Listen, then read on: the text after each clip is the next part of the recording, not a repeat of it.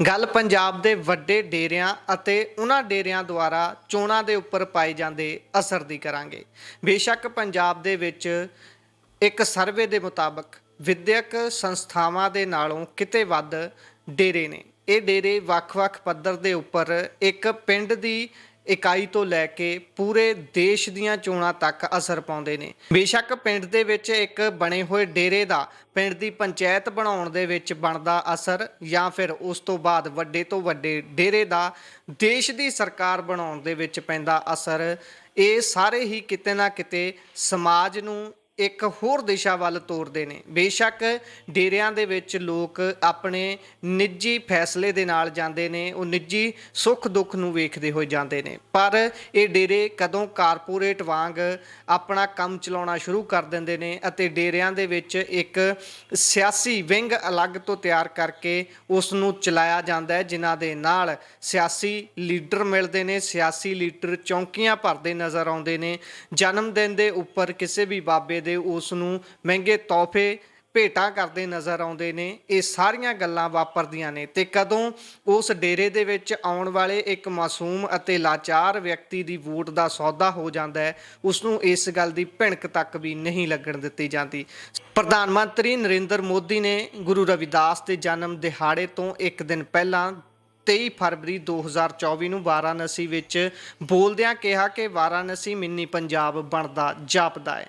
ਇਸ ਤੋਂ ਪਹਿਲਾਂ 5 ਨਵੰਬਰ 2022 ਨੂੰ ਪ੍ਰਧਾਨ ਮੰਤਰੀ ਮੋਦੀ ਡੇਰਾ ਰਾਧਾ ਸੁਆਮੀ ਸਤਸੰਗ ਬਿਆਸ ਪਹੁੰਚੇ ਸਨ ਅਤੇ ਡੇਰਾ ਮੁਖੀ ਗੁਰਿੰਦਰ ਸਿੰਘ ਢਿੱਲੋਂ ਨਾਲ ਮੁਲਾਕਾਤ ਕੀਤੀ ਅਤੇ ਡੇਰੇ ਵਿੱਚ ਘੁੰਮ ਕੇ ਉੱਥੇ ਚੱਲ ਰਹੇ ਕਾਰਜਾਂ ਬਾਰੇ ਜਾਣਕਾਰੀ ਲਈ ਸੀ। ਸਾਲ 2024 ਦੀਆਂ ਲੋਕ ਸਭਾ ਚੋਣਾਂ ਵਿੱਚ ਪੰਜਾਬ ਅਤੇ ਹਰਿਆਣਾ ਦੇ ਕਈ ਡੇਰਿਆਂ ਨੂੰ ਵੱਡਾ ਵੋਟ ਬੈਂਕ ਮੰਨਿਆ ਜਾਂਦਾ ਹੈ। ਪੰਜਾਬ ਦੇ ਨਾਲ-ਨਾਲ ਲੱਗਦੇ ਹਰਿਆਣੇ ਦੇ ਵਿੱਚ ਵੀ ਉਮਰ ਕੈਦ ਕੱਟ ਰਹੇ ਡੇਰਾ ਸੱਚਾ ਸੌਦਾ ਮੁਖੀ ਗੁਰਮੀਤ ਰਾਮ ਰਹੀਮ ਨੂੰ ਜਨਵਰੀ 2024 ਤੱਕ ਹੁਣ ਬਾਰ 9 ਵਾਰ ਪੈਰੋਲ ਦਿੱਤੀ ਜਾ ਚੁੱਕੀ ਹੈ। ਗੁਰਮੀਤ ਰਾਮ ਰਹੀਮ ਬਲਾਤਕਾਰ ਅਤੇ ਕਤਲ ਦੇ ਮਾਮਲੇ ਦੇ ਵਿੱਚ ਉਮਰ ਕੈਦ ਕੱਟ ਰਿਹਾ ਹੈ। ਪੰਜਾਬ ਵਿੱਚ ਜਿਨ੍ਹਾਂ ਡੇਰਿਆਂ ਦਾ ਅਸਰ ਜ਼ਿਆਦਾ ਵੇਖਿਆ ਜਾਂਦਾ ਹੈ, ਉਹਨਾਂ ਵਿੱਚ ਹਰਿਆਣਾ ਦੇ ਸਿਰਸਾ ਵਿਚਲਾ ਡੇਰਾ ਸੱਚਾ ਸੌਦਾ ਸਿਰਸਾ, ਰਾਧਾ ਸੁਆਮੀ ਸਤਸੰਗ ਬਿਆਸ, ਡੇਰਾ ਨੂਰ ਮਹਿਲ, ਡੇਰਾ ਨਿਰੰਕਾਰੀ, ਡੇਰਾ ਸੱਚਖੰਡ ਬੱਲਾ ਅਤੇ ਡੇਰਾ ਨਾਮਧਾਰੀ ਭੈਣੀ ਸਾਹਿਬ ਵਾਲੇ ਸ਼ਾਮਲ ਨੇ।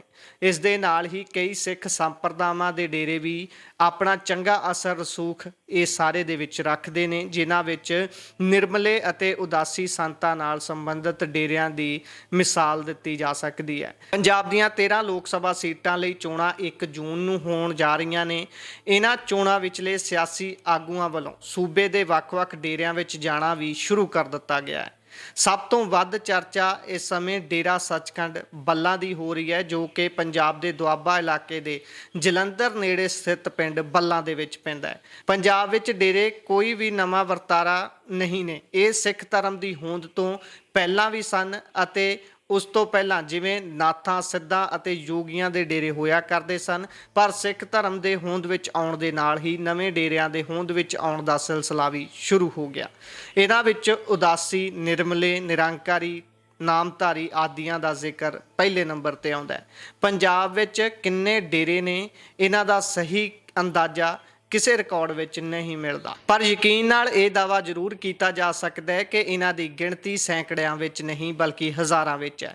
ਪੰਜਾਬ ਦੇ 12,000 ਤੋਂ ਵੱਧ ਪਿੰਡਾਂ ਵਿੱਚ ਸ਼ਾਇਦ ਹੀ ਕੋਈ ਪਿੰਡ ਅਜਿਹਾ ਹੋਵੇ ਜਿੱਥੇ ਕੋਈ ਛੋਟਾ-ਮੋਟਾ ਡੇਰਾ ਨਾ ਹੋਵੇ, ਪਰ ਜਾਣਕਾਰ ਮੰਨਦੇ ਨੇ ਕਿ 300 ਦੇ ਕਰੀਬ ਵੱਡੇ ਡੇਰੇ ਹਨ, ਜਿਨ੍ਹਾਂ ਵਿੱਚ ਸਿੱਖ, ਹਿੰਦੂ, ਸੂਫੀ ਅਤੇ ਈਸਾਈ ਪਾਦਰੀਆਂ ਦੇ ਨਿੱਜੀ ਡੇਰੇ ਵੀ ਸ਼ਾਮਲ ਨੇ। ਇਹਨਾਂ ਵਿੱਚੋਂ ਸਿਰਫ ਦਰਜਨ ਦੇ ਕਰੀਬ ਹੀ ਡੇਰੇ ਨੇ ਜਿਨ੍ਹਾਂ ਦੇ ਪੈਰੋਕਾਰਾਂ ਦੀ ਗਿਣਤੀ ਹਜ਼ਾਰਾਂ ਤੋਂ ਲੱਖਾਂ ਦੇ ਆંકੜਿਆਂ ਤੱਕ ਪਹੁੰਚ ਜਾਂਦੀ ਹੈ। ਚੰਡੀਗੜ੍ਹ ਸਥਿਤ institute of development and communication the research ਮੁਤਾਬਕ 117 ਸੀਟਾਂ ਵਿਧਾਨ ਸਭਾ ਦੀਆਂ ਸੀਟਾਂ ਵਿੱਚੋਂ ਇਹ ਡੇਰੇ 56 ਸੀਟਾਂ ਉੱਪਰ ਅਸਰ ਰੱਖਦੇ ਨੇ ਤੇ ਚੋਣ ਨਤੀਜਿਆਂ ਉੱਤੇ ਸਿੱਧਾ ਅਸਰ ਪਾਉਂਦੇ ਨੇ। ਲੋਕ ਸਭਾ ਦੀਆਂ ਸੀਟਾਂ ਦੇ ਹਿਸਾਬ ਨਾਲ ਸਮਝੀਏ ਤਾਂ ਇਹ 6 ਸੀਟਾਂ ਉੱਤੇ ਅਸਰ ਪਾ ਸਕਦੇ ਨੇ। ਜ਼ਾਹਿਰ ਹੈ ਕਿ ਇਹੀ ਕਾਰਨ ਹੈ ਕਿ ਚੋਣਾਂ ਆਉਂਦਿਆਂ ਹੀ ਸਿਆਸੀ ਦਲਾਂ ਦੇ ਨੇਤਾ ਇਹਨਾਂ ਡੇਰਿਆਂ ਨੂੰ ਸਮਰਥਨ ਹਾਸਲ ਕਰਨ ਦੇ ਲਈ ਆਪਣਾ ਨਿਸ਼ਾਨਾ ਬਣਾਉਂਦੇ ਨੇ ਤੇ ਇੱਥੇ ਆਉਣ ਦੀ ਹੋੜ ਲੱਗ ਜਾਂਦੀ ਹੈ। ਅਜਿਹਾ ਮੰਨਿਆ ਜਾਂਦਾ ਹੈ ਕਿ ਪੰਜਾਬ ਦੇ ਵਿੱਚ ਡੇਰਿਆਂ ਦੀ ਸ਼ੁਰੂਆਤ ਹੋਣ ਦਾ ਕਾਰਨ ਸਮਾਜਿਕ ਭੇਦਭਾਵ ਸੀ।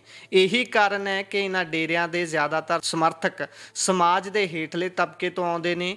ਇਹ ਡੇਰੇ ਲੋਕਾਂ ਨੂੰ ਭਜਨ ਕਰਨ, ਸ਼ਰਾਬ ਛੱਡਣ, ਨਸ਼ਿਆਂ ਤੋਂ ਦੂਰ ਰਹਿਣ ਅਤੇ ਔਰਤਾਂ ਦਾ ਸਨਮਾਨ ਵਰਗੇ ਆਦੇਸ਼ ਦਿੰਦੇ ਨੇ। ਕਹਿੰਦੇ ਨੇ ਕਿ ਦਲਿਤ ਆਪਣੇ ਆਪ ਨੂੰ ਨਜ਼ਰਅੰਦਾਜ਼ ਕੀਤੇ ਮਹਿਸੂਸ ਕਰਦੇ ਹਨ, ਇਸੇ ਕਰਕੇ ਉਹਨਾਂ ਨੇ ਆਪਣੇ ਡੇਰੇ ਬਣਾਉਣੇ ਸ਼ੁਰੂ ਕਰ ਦਿੱਤੇ ਤੇ ਡੇਰਾ ਸਿਰਫ ਧਰਮ ਦਾ ਸਥਾਨ ਹੀ ਨਹੀਂ ਸਗੋਂ ਸੱਭਿਆਚਾਰ ਦਾ ਵੀ ਕੇਂਦਰ ਹੁੰਦਾ ਹੈ। ਇੱਥੇ ਗੁਰਦੁਆਰਿਆਂ ਵਾਂਗ ਮੁੰਡੇ ਕੁੜੀਆਂ ਦੇ ਵਿਆਹ ਤੱਕ ਦੀਆਂ ਰਸਮਾਂ ਵੀ ਕੀਤੀਆਂ ਜਾਂਦੀਆਂ ਨੇ। ਪ੍ਰੋਫੈਸਰ ਨਰਿੰਦਰ ਸਿੰਘ ਕਪੂਰ ਮੁਤਾਬਕ ਇਹ ਡੇਰੇ ਲੋਕਾਂ ਦੀਆਂ ਆਦਤਾਂ ਸੁਧਾਰਨ ਦਾ ਕੰਮ ਕਰਦੇ ਨੇ। ਇਹਨਾਂ ਡੇਰਿਆਂ ਵਿੱਚੋਂ ਕਈ ਸਮਾਜ ਸੁਧਾਰਕ ਕੰਮ ਵੀ ਕਰ ਰਹੇ ਨੇ। ਡੇਰਿਆਂ ਨਾਲ ਜੁੜੇ ਹੋਏ ਲੋਕ ਇੱਕ ਦੂਜੇ ਦੀ ਸਹਾਇਤਾ ਵੀ ਕਰਦੇ ਨੇ। ਦੁਆਬੇ ਨਾਲ ਸੰਬੰਧ ਰੱਖਦੇ ਦਲਿਤ ਲੇਖਕ ਬਲਵੀਰ ਮਾਧੋਪੁਰੀ ਕਹਿੰਦੇ ਨੇ ਕਿ ਸਾਰੇ ਡੇਰੇ ਗੁਰੂ ਗ੍ਰੰਥ ਸਾਹਿਬ ਦੇ ਗੱਲ ਕਰਦੇ ਹਨ, ਪਰ ਡੇਰੇ ਅਲੱਗ-ਅਲੱਗ ਹਨ, ਭਾਵੇਂ ਉਹ ਕਿਸੇ ਵੀ ਭਾਈਚਾਰੇ ਨਾਲ ਸੰਬੰਧ ਕਿਉਂ ਨਾ ਰੱਖਦੇ ਹੋਣ। ਇਹਨਾਂ ਡੇਰਿਆਂ ਦੀ ਆਮਦਨ ਦਾ ਸਾਧਨ ਇਹਨਾਂ ਦੀ ਮਾਲਕੀ ਵਾਲੀ ਜ਼ਮੀਨ, ਆਪਣੀਆਂ ਤਿਆਰ ਕੀਤੀਆਂ ਖਾਣ ਪੀਣ ਦੀਆਂ ਵਸਤਾਂ ਜੋ ਸ਼ਰਧਾਲੂ ਖਰੀਦਦੇ ਨੇ ਅਤੇ ਸ਼ਰਧਾਲੂਆਂ ਵੱਲੋਂ ਦਿੱਤੇ ਜਾਂਦੇ ਦਾਨ ਤੋਂ ਪੂਰੀਆਂ ਹੁੰਦੀਆਂ ਨੇ। ਡੇਰੇ ਦਾ ਅਰਥ ਹੁੰਦਾ ਹੈ ਕਿਸੇ ਥਾਂ ਉੱਪਰ ਵਸੇਬਾ ਬਣ ਜਾਣਾ। ਇਸ ਦੇ ਨਾਲ ਹੀ ਇਸ ਨੂੰ ਧਾਰਮਿਕ ਇਕੱਠ ਨਾਲ ਵੀ ਜੋੜਿਆ ਜਾਂਦਾ ਹੈ ਅਤੇ ਡੇਰੇ ਦੇ ਮੁਖੀ ਨੂੰ ਡੇਰਾਦਾਰ ਕਿਹਾ ਜਾਂਦਾ ਹੈ। ਪਰ ਪੰਜਾਬ, ਹਰਿਆਣਾ ਅਤੇ ਦਿੱਲੀ ਨਾਲ ਸੰਬੰਧਿਤ ਕਈ ਡੇਰਿਆਂ ਤੇ ਸਿੱਖਾਂ ਵਿਚਕਾਰ ਤਿੱਖੇ ਮਤਭੇਦ ਅਤੇ ਝਗੜੇ ਵੀ ਹੁੰਦੇ ਰਹੇ ਨੇ। ਲੋਕ ਨੀਤੀ ਨਾਂ ਦੀ ਇੱਕ ਸੰਸਥਾ ਹੈ ਜੋ ਚੋਣਾਂ ਤੋਂ ਬਾਅਦ ਕੀਤੇ ਸਰਵੇ ਵਿੱਚ ਡੇਰੇ ਨਾਲ ਸੰਬੰਧਿਤ ਲੋਕਾਂ ਦੇ ਸਿਆਸੀ ਵਿਵਹਾਰ ਬਾਰੇ ਸਰਵੇਖਣ ਕਰਦੀ ਹੈ। ਪੰਜਾਬ ਜਾਂ ਹੋਰ ਰਾਜਾਂ ਵਿੱਚ ਭਾਵੇਂ ਧਰਮ ਦਾ ਸਿਆਸਤ ਨਾਲ ਪੁਰਾਣਾ ਰਿਸ਼ਤਾ ਹੈ, ਪਰ ਡੇਰਾਵਾਦ ਦਾ ਇਹ ਰਿਸ਼ਤਾ ਖੁੱਲ੍ਹ ਕੇ ਸਾਹਮਣੇ ਆਉਣ ਦਾ ਪਤਾ ਸਾਲ 2007 ਦੇ ਵਿੱਚ ਵੱਡੇ ਪੱਧਰ ਤੇ ਪਤਾ ਲੱਗਾ ਸੀ। ਪੰਜਾਬ ਵਿਧਾਨ ਸਭਾ ਚੋਣਾਂ ਦੇ ਦੌਰਾਨ ਇਹ ਸਾਰੀ ਗੱਲ ਖੁੱਲ੍ਹ ਕੇ ਸਾਹਮਣੇ ਆਈ ਸੀ। ਪੰਜਾਬ ਦੇ ਵਿੱਚ 3 ਭੂਗੋਲਿਕ ਖੇਤਰਾਂ ਵਿੱਚੋਂ ਕਾਂਗਰਸ ਦਾ ਪੱਲੜਾ ਜ਼ਿਆਦਾਤਰ ਮਾਝੇ ਤੇ ਦੁਆਬੇ ਵਿੱਚ ਭਾਰੀ ਰਹਿੰਦਾ ਸੀ ਤੇ ਮਾਲਵੇ ਨੂੰ ਅਕਾਲੀ ਦਲ ਦਾ ਗੜ੍ਹ ਮੰਨਿਆ ਜਾਂਦਾ ਸੀ।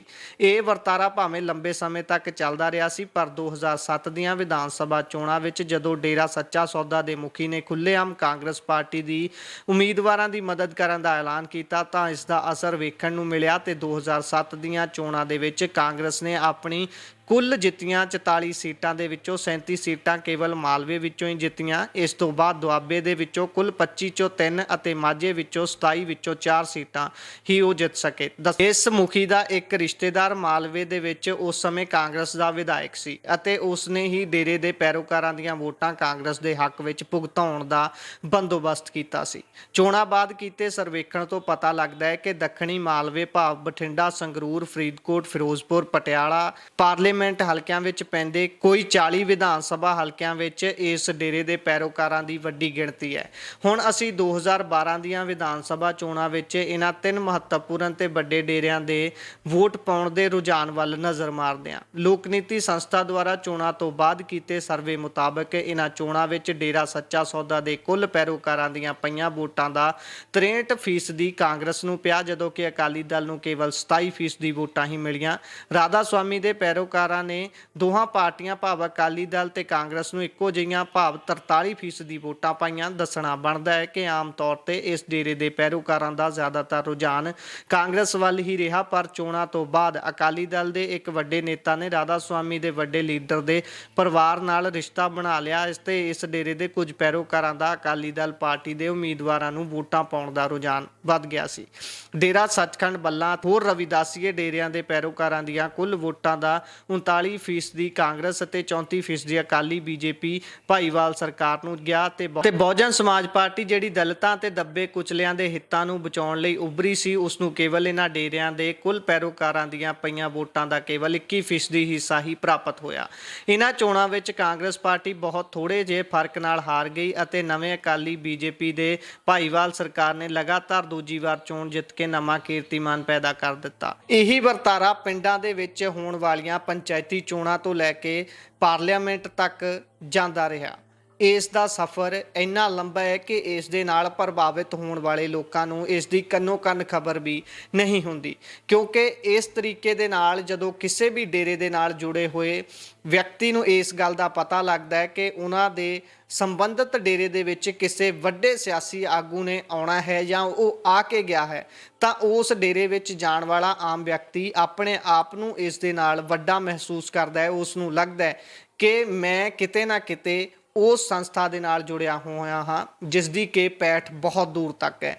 ਇਸੇ ਤਰੀਕੇ ਦੇ ਨਾਲ ਉਸ ਦਾ ਮਾਈਂਡ ਵਾਸ਼ ਕਹਿ ਸਕਦੇ ਹਾਂ ਜਾਂ ਫਿਰ ਕਹਿ ਸਕਦੇ ਹਾਂ ਕਿ ਉਹ ਆਪਣੇ ਆਪ ਨੂੰ ਸੰਤੁਸ਼ਟੀ ਦੇ ਲੈਂਦਾ ਹੈ ਕਿ ਮੈਂ ਅਜਿਹੇ ਡੇਰੇ ਨਾਲ ਜੁੜਿਆ ਹੋਇਆ ਹਾਂ ਜਿਸ ਦੀ ਪੈਠ ਬਹੁਤ ਦੂਰ ਤੱਕ ਹੈ। ਜਿਸ ਤਰੀਕੇ ਦੇ ਨਾਲ ਪਹਿਲਾਂ ਤੁਹਾਡੇ ਨਾਲ ਜ਼ਿਕਰ ਕੀਤਾ ਹੈ ਕਿ ਕਿਸ ਤਰੀਕੇ ਦੇ ਨਾਲ ਪੰਜਾਬ ਦੀਆਂ ਜਿਹੜੀਆਂ ਅਸੈਂਬਲੀ ਚੋਣਾਂ ਨੇ ਉਹਨਾਂ ਨੂੰ ਪ੍ਰਭਾਵਿਤ ਕਰਦੀਆਂ ਨੇ। ਸਿਰਫ ਕਿਸੇ ਡੇਰਾ ਮੁਖੀ ਦਾ ਇੰਨਾ ਕਹਿ ਦੇਣਾ ਕਿ ਇਸ ਵਾਰ ਇਸ ਪਾਰਟੀ ਨੂੰ ਵੋਟ ਪਾਉਣੀ ਹੈ, ਉਸ ਦੇ ਨਾਲ ਪੂਰਾ ਖੇਡ ਪਲਟ ਜਾਂਦਾ ਹੈ। ਪਰ ਇਸ ਸਾਰੇ ਦੇ ਜਿਹੜੀ ਜਦ ਦੇ ਵਿੱਚ ਆਉਂਦਾ ਹੈ ਉਹ ਆਮ ਇਨਸਾਨ ਆਉਂਦਾ ਹੈ। ਬੇਸ਼ੱਕ ਇੱਕ ਪੱਖ ਉਸ ਦਾ ਸ਼ਰਧਾਲੂ ਹੋਣਾ ਹੋ ਸਕਦਾ ਹੈ, ਪਰ ਦੂਜੇ ਪੱਖ ਨੂੰ ਜਿਸ ਨੂੰ ਸਭ ਤੋਂ ਜ਼ਰੂਰੀ ਹੁੰਦਾ ਹੈ ਦੇਖਣਾ, ਉਹ ਹੈ ਇੱਕ ਆਮ ਨਾਗਰਿਕ ਹੋਣਾ। ਇੱਕ ਆਮ ਨਾਗਰਿਕ ਨੇ ਹਰ ਰੋਜ਼ ਰੋਟੀ ਵੀ ਖਾਣੀ ਹੈ, ਇੱਕ ਆਮ ਨਾਗਰਿਕ ਨੇ ਹਰ ਰੋਜ਼ ਕੰਮ ਤੇ ਜਾਣਾ ਹੈ, ਹਰ ਰੋਜ਼ ਉਸਨੇ ਮਿਹਨਤ ਕਰਕੇ ਆਪਣੇ ਘਰ ਦੇ ਵਿੱਚ ਪੈਸਾ ਲੈ ਕੇ ਆਉਣਾ ਹੈ, ਬੱਚੇ ਪਾਲਣੇ ਨੇ, ਹਰ ਤਰੀਕੇ ਦਾ ਉਹ ਕੰਮ ਕਰਨਾ ਹੈ ਜਿਸ ਦੇ ਨਾਲ ਜ਼ਿੰਦਗੀ ਸੁਖਾਲੀ ਚੱਲਦੀ ਰਹੇ। ਸੋ ਇਸੇ ਕਰਕੇ ਇਹ ਕਿਹਾ ਜਾਂਦਾ ਹੈ ਅਤੇ ਇਹ ਆਸ ਵੀ ਕੀਤੀ ਜਾਂਦੀ ਹੈ ਕਿ ਡੇਰਾਵਾਦ ਦੇ ਨਾਲ ਜੁੜੇ ਹੋਣਾ ਚੰਗਾ ਹੈ ਜਾਂ ਬੁਰਾ, ਇਸ ਨੂੰ ਇੱਕ ਪਾਸੇ ਰੱਖ ਕੇ ਆਪਣੇ ਆਪ ਨੂੰ ਇੱਕ ਨਾਗਰਿਕ ਦੇ ਤੌਰ ਤੇ ਜ਼ਰੂਰ ਵੇਖੋ, ਸਵਾਲ ਪੁੱਛਣ ਦੀ ਬਿਰਤੀ ਜ਼ਰੂਰ ਪਾਲੋ। ਕਿਉਂਕਿ ਜਦੋਂ ਤੁਸੀਂ ਅੱਖਾਂ ਮੀਚ ਕੇ ਕਿਸੇ ਨੂੰ ਵੋਟ ਪਾ ਦਿਓਗੇ ਤਾਂ ਤੁਸੀਂ ਆਪਣਾ ਭਵਿੱਖ ਉਸ ਡੇਰੇ ਦੇ ਕਹਿਣ ਦੇ ਉੱਪਰ ਕਿਸੇ ਹੋਰ ਨੂੰ ਸੌਂਪ ਦੇਵੋਗੇ ਅਤੇ ਫਿਰ ਜਦੋਂ ਉਹ ਤੁਹਾਡਾ ਘਾਣ ਕਰਨਗੇ ਤਾਂ ਫਿਰ ਉਸ ਡੇਰੇ ਨੇ ਤੁਹਾਡੀ ਜ਼ਿੰਮੇਵਾਰੀ ਤੱਕ ਨਹੀਂ ਲੈਣੀ। ਸੋ ਇਸੇ ਤਰ੍ਹਾਂ ਤੁਸੀਂ ਆਪਣੀ ਸੋਝੀ ਦੇ ਨਾਲ ਹੀ ਵੋਟ ਪਾਓ, ਸਵਾਲ ਕਰਨ ਦੀ ਬਿਰਤੀ ਨੂੰ ਉਜਾਗਰ ਕਰੋ ਅਤੇ ਇਹ ਦੇਖੋ ਕਿ ਤੁਸੀਂ ਆਪਣੇ ਆਉਣ ਵਾਲੇ 5 ਸਾਲ ਦਾ ਭਵਿੱਖ ਜਿਸ ਵਿਅਕਤੀ ਦੇ ਹੱਥ ਦੇ ਵਿੱਚ ਦੇਣਾ ਹੈ, ਉਸ ਦੀਆਂ ਨੀਤੀਆਂ ਕੀ ਨੇ, ਉਹ ਦੇਸ਼ ਦੇ ਲਈ, ਵਾਤਾਵਰਣ ਦੇ ਲਈ, ਸਿੱਖਿਆ ਦੇ ਲਈ, ਹੋਰ ਸਾਰੇ ਖੇਤਰਾਂ ਦੇ ਲਈ ਕੀ ਕੁਝ ਕਰਨਾ ਚਾਹੁੰਦਾ ਹੈ ਤੇ ਤੁਹਾਡੇ ਬੱਚਿਆਂ ਦੇ ਭਵਿੱਖ ਨੂੰ ਉਹ ਕਿਸ ਤਰੀਕੇ ਦੇ ਨਾਲ ਪ੍ਰਭਾਵਿਤ ਕਰ ਸਕਦਾ ਹੈ ਅਤੇ ਕਿਸ ਤਰੀਕੇ ਦੇ ਨਾਲ ਉਸ ਦੀਆਂ ਨੀਤੀਆਂ ਤੇ ਉਹ ਪਹਿਲਾਂ ਖੜਾ ਉਤਰਿਆ ਹੈ। ਉਸ ਦਾ ਸਿਰਫ ਆਉਣ ਵਾਲੀਆਂ ਵਾਅਦਿਆਂ ਦੇ ਉੱਪਰ ਹੀ ਨਿਰਭਰ ਨਾ ਹੋਵੋ, ਉਸ ਤੋਂ ਪੁਰਾਣੇ ਸਮੇਂ ਦੇ ਵਿੱਚ ਕੀਤੇ ਗਏ ਕੰਮਾਂ ਦਾ ਵੇਰਵਾ ਵੀ ਜ਼ਰੂਰ ਮੰਗੋ ਕਿ ਤੁਹਾਡੇ ਪਿਛਲੇ ਮੈਨੀਫੈਸਟੋ ਦੇ ਵਿੱਚ ਕੀਤੇ ਗਏ ਵਾਅਦਿਆਂ 'ਚੋਂ ਤੁਸੀਂ ਕਿੰਨੇ ਪੂਰੇ ਕਰ ਚੁੱਕੇ ਹੋ ਤੇ ਕਿੰਨੇ ਪੂਰੇ ਨਾ ਕਰ ਸਕਣ ਦਾ ਕਾਰਨ ਕੀ ਰਿਹਾ। ਸੋ ਇਹਨਾਂ ਸਾਰੀਆਂ ਗੱਲਾਂ ਦੇ ਨਾਲ ਤੁਹਾਡੇ